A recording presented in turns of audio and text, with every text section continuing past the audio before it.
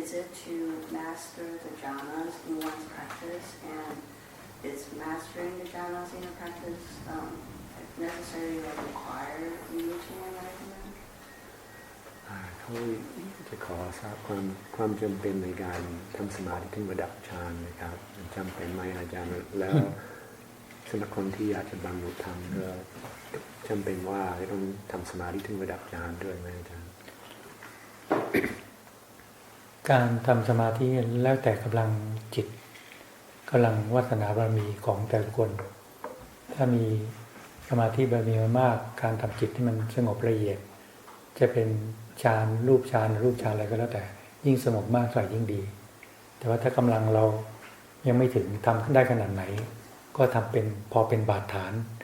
แห่งสติปัญญาที่จะพิจารณาละอารมณ์ละกิเลสให้ได้ The strength of concentration that each person can develop will vary depending upon the accumulated practice coming through from the past that each person has developed. Each person's innate capability, inherent capability or aptitude towards concentration will be quite different. And so you just try and make the mind as peaceful as you possibly can. If one can develop concentration to the level of jhana, then that is good. If one can't, you make it as peaceful as you possibly can so that it can be a foundation, a basis for the mind to give rise to mindfulness and wisdom, so that you can use these two faculties to reflect on the kilesas that arise within the mind and be letting them go from the mind. คือเราไม่ต้องไปสนใจเรื่องฌานหรือรูปฌาน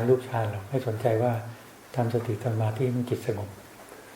And you don't have to pay any interest in this whole thing of jhana. What you do in the practice is you try and make your mind as peaceful as you possibly can. จิตที่จะละกิเลสนะจะตัดกิเลสหรือละกิเลสทรงอยู่แค่อุปจารสมาธิเท่านั้นแหละ And the mind at the moment of where it cuts through the kilesas, that it's the mind which is in the level of upajara samadhi, threshold concentration, neighborhood concentration. แต่การที่จิตสงบละเอียดเช่นเข้าอัปปนาสมาธิหรือมีสมาธิที่ละเอียดมันมีกำลังมากที่จะพิจารณาอะไรมันก็เห็นได้ชัดแล้วปล่อยวางได้ง่าย However, for anybody who can practice concentration until the level of appana samadhi, jhana, state of absorption, then their mind has great strength, and so when they use their mind to contemplate, the mind is very clear, it's very incisive. ยิ่งจิตสงบมากมันก็มีกำลังใหญ่มันก็มีดที่คมกริบฟันกิ่งไม้ทีเดียวอาจจะขาดเลยแต่มีดที่ไม่คมอาจจะฟัน2-3 ครั้งถึงขาด Like somebody with very strong samadhi, it's like somebody who has a very sharp knife. Sometimes you just need to use one stroke to actually cut through an object, whereas if the knife isn't so sharp, that is, one's level of concentration is weaker, and sometimes it takes a number of strokes to actually cut through something. ถ้ามีกำลังจิตในระดับอุปจารในระดับอัปปนาสมาธิเป็นฐานเนี่ยออกจากสมาธิแล้วมันเหมือนมีดที่คมกริบมันพิจารณาแล้วมันก็ขาดเลย And if one is able to practice concentration to the level of jhanas, that is the foundation of their concentration, then when a meditator withdraws from that jhana and they reflect, their mind is very powerful, and so they're more able to actually perceive through whatever they're contemplating. แต่บางทีเราทำสมาธิได้ระดับอุปจารสมาธิบางทีเราจะพิจารณาหลายครั้งจึงจะปล่อยวางกิเลสได้ Yet for somebody whose concentration is at the level of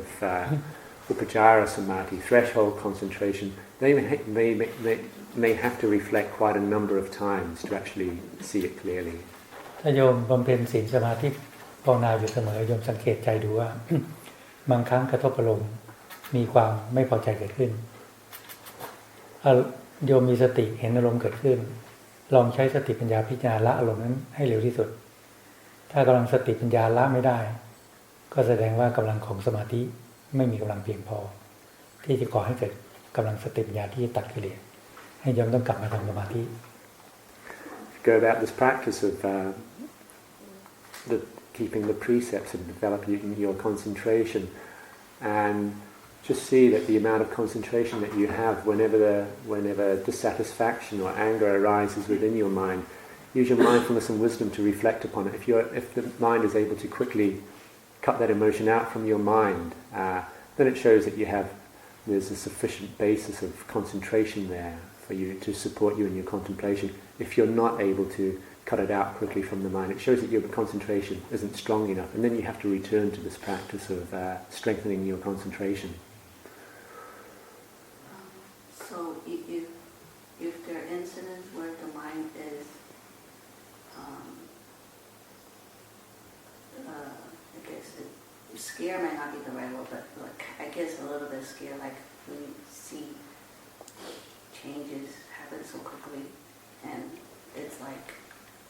somebody just pulled the whole earth under your feet, and you just kind of have like nothing to grasp.